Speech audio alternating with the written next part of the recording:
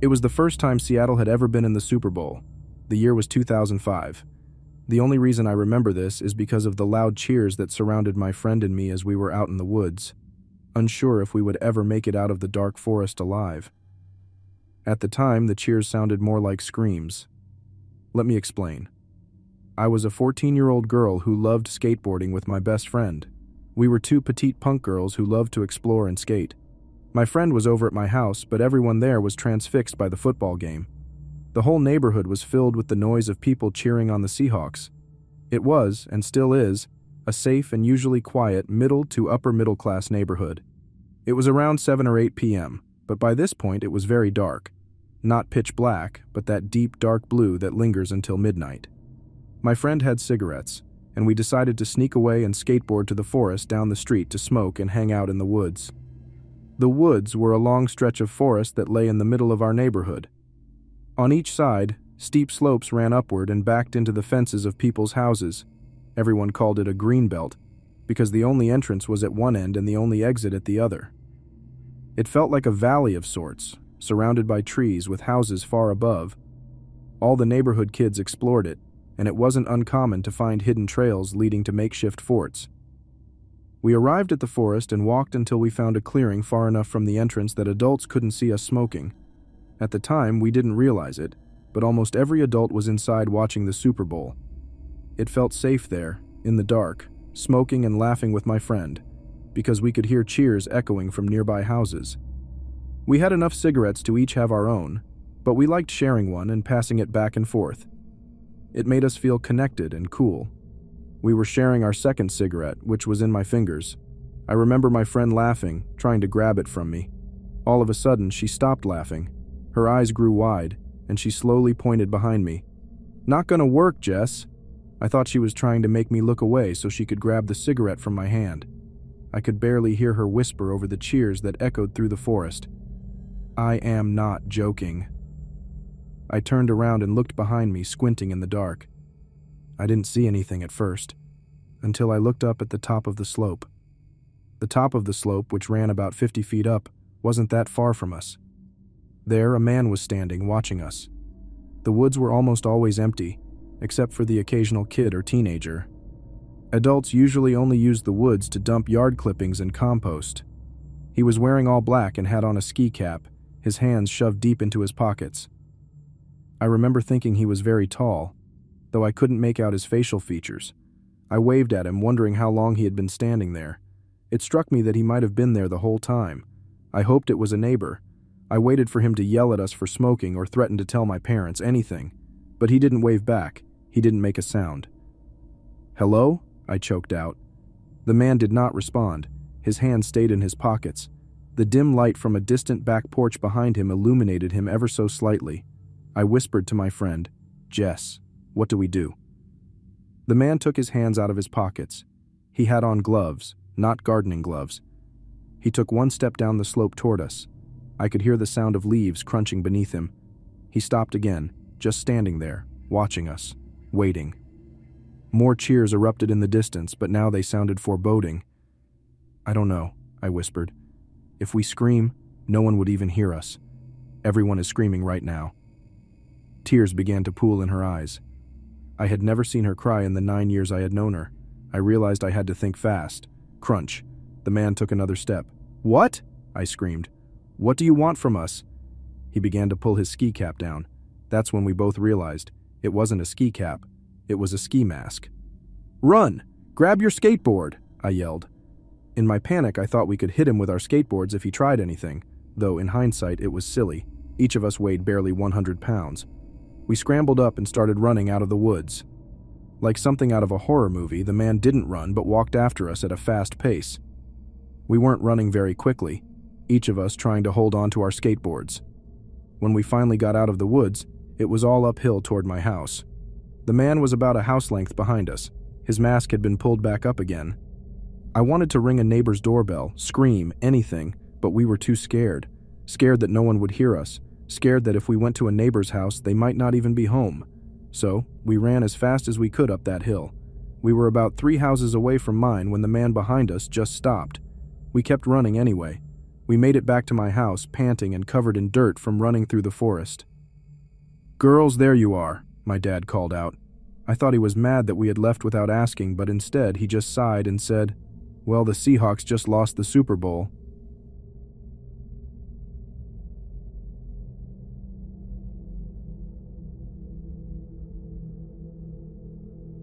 This happened years ago, when I was around 12 or 13. I grew up in a small town about an hour and a half away from a big city in the US. On summer days, my best friend and I would venture around our woodsy neighborhood and do typical kid things. I had a little sister who was around 7 or 8 at the time, and she had a little sister the same age.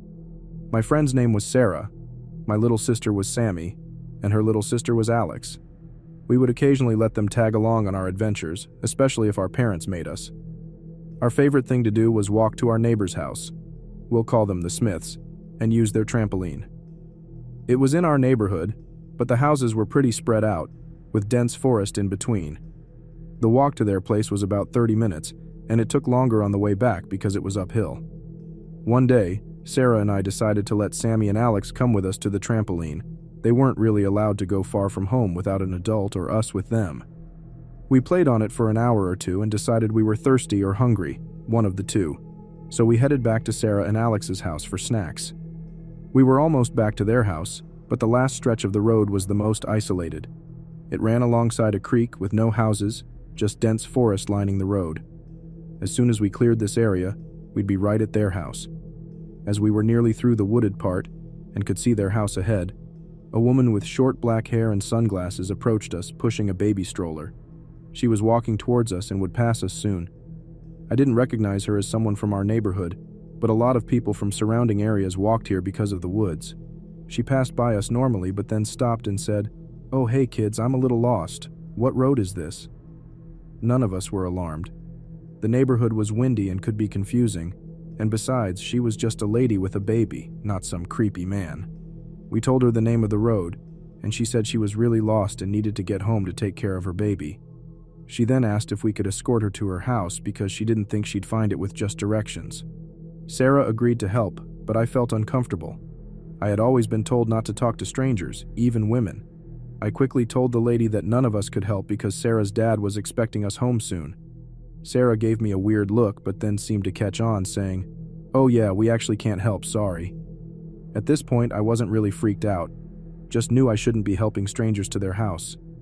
I stepped in front of Sammy and Alex, who were trailing behind us, to push them forward so we could start walking away. As I stepped closer to the lady, I glanced into her stroller. That's when my heart sank. The baby was fake. It was a baby doll, all wrapped up in blankets, but I could see it was plastic. At that moment, I didn't know what to do, and I found myself screaming, "Run!" I made sure Sammy and Alex were ahead of me, and we sprinted for their house. Sarah's dad was working in the garage when we ran in, out of breath and crying. I quickly told him, "There was a lady trying to get us to go home with her and she had a fake baby."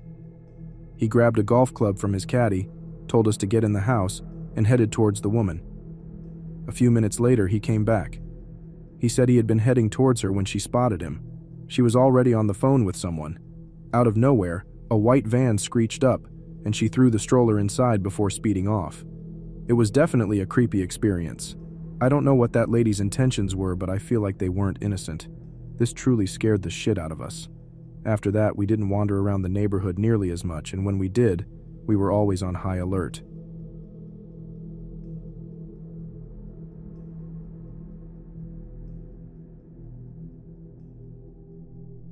I am a short 14-year-old female, and 2 days ago something very creepy and unnerving happened to me. I am on the cross-country team at my school, and our coach wants us to stay in shape during quarantine, so I was going for a run. I tend to run early in the morning, around 5:30 to 6, because the weather is cooler and there are fewer people out and about. It's also nice to get the run over with, leaving the rest of the day free. To help you understand exactly what happened, I need to explain the route I run, so bear with me. I live in a nice neighborhood in the US, near a major road. When I go on my run, I leave my neighborhood, travel down the major road, and enter a different neighborhood close to my own. This neighborhood has a low crime rate, is on the wealthier side, and is located near a big reservoir. It has lots of hills, pretty foliage, and some of the larger houses near the entrance are backed up against the woods. I like running through it because I enjoy looking at the big houses, and sometimes wildlife, like deer, makes its way out of the woods. When I run through early in the morning, I get to enjoy the quiet and birdsong. I've run this road every morning, and nothing strange has ever happened, until 2 days ago. As usual, I left my house and neighborhood and ran along the major road toward the entrance of the other neighborhood. Almost as soon as I reached the first house on the street, one of the ones backed up against the woods, I heard a rustling in the bushes. I thought, oh cool, it's probably one of the deer.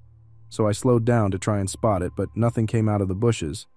I shrugged it off, picked up my pace, and continued running. Not long after, maybe 2 minutes later, I heard someone on a bike behind me. This wasn't unusual, so I didn't think much of it, until the guy on the bike said, beep, beep. I thought, okay, maybe he doesn't have a bell, so I moved over to the right to let him pass on my left. But he didn't pass. He stayed right behind me. Now, I'm not a slow runner, but someone on a bike should easily be faster than me. If you've ever tried to go really slow on a bike, you know it's hard to keep your balance.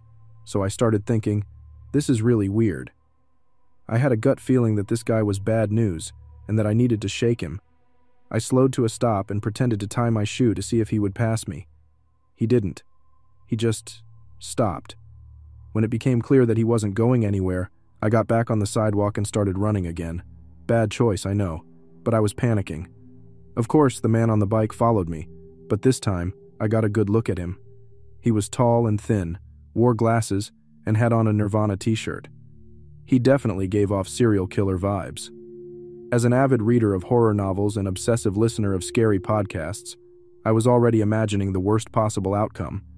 I thought, I'm going to be murdered, and I've only been out of the house for less than 10 minutes. Worse, I was over 2 miles from home and I had no choice but to keep running. Now I know I should have gone to the nearest house and told the people what was happening, but I wasn't thinking clearly. So I kept running and the man kept following me at an unnervingly slow pace. I was tired, sweaty, and on the verge of tears. I just wanted to go home. Home was all I could think about. I started scanning the area for ways to lose him or hide. Up ahead was a sharp turn, and my hope was to sprint around the corner faster than him and find a place to hide. Not the most well-developed plan, but better than being caught by some random guy. I sprinted around the corner as fast as I could and ran straight into a young woman walking her 2 German shepherds. I started apologizing profusely, trying to appear calm. Apparently, I didn't look calm at all because she immediately asked what was wrong. The man was still behind me, practically breathing down my neck. I stared at the woman, pleading with my eyes, and said, "How's your walk going, Mom?" I prayed she would understand and play along, and fortunately she did. She looked at me and said, "Where were you? Me and your father were looking all over for you." We both turned to look at the man on the bike. He looked shocked, turned around, and quickly pedaled away, almost running into an oncoming car in the process. As soon as he was gone, I broke down crying and told the woman everything. She was incredibly kind and sympathetic, and she called my parents to come pick me up. I was still sobbing when they arrived, and it took me a minute to catch my breath and tell them what had happened. Looking back, I'm almost certain that if I hadn't run into that woman, something awful would have happened. I'm not sure if the rustling in the bushes at the entrance of the neighborhood was the man on the bike or not, but I'm perfectly content with never knowing. I haven't been back to that neighborhood since, and I'm not sure I ever will.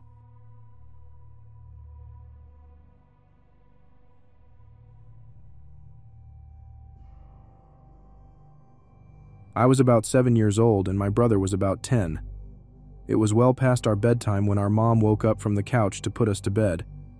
Our dad worked construction out of town back then, so it was often just the 3 of us at home for weeks at a time.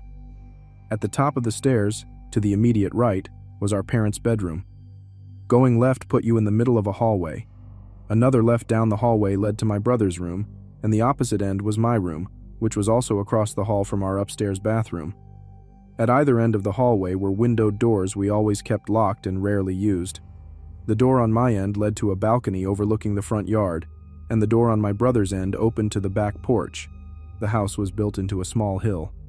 Both my brother and mom had a habit of waking up in the middle of the night to use the bathroom. I only knew this because I was always a light sleeper, and they couldn't help but flush with the door wide open. This night, however, my brother stopped on his way to his room and came back toward the bathroom. "I'm going to try to pee before I go to bed," The past few nights I've been too afraid to walk to the bathroom. I keep seeing a man wearing stripes at the end of the hallway. I don't know if my mom wrote it off as my brother telling ghost stories to scare me, or if she was half asleep and didn't catch it, but she didn't react at all to my brother's confession. I, on the other hand, was terrified. The fear of seeing a ghost at the end of the hallway or through the windows was the reason I started running from the stairs to my bedroom at night. Years later, when I was about 18, my mom and I were having a conversation in her car about a dog we had for a short time when I was little.